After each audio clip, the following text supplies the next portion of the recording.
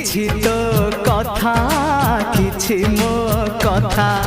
मो काले तते भारी भल पाउ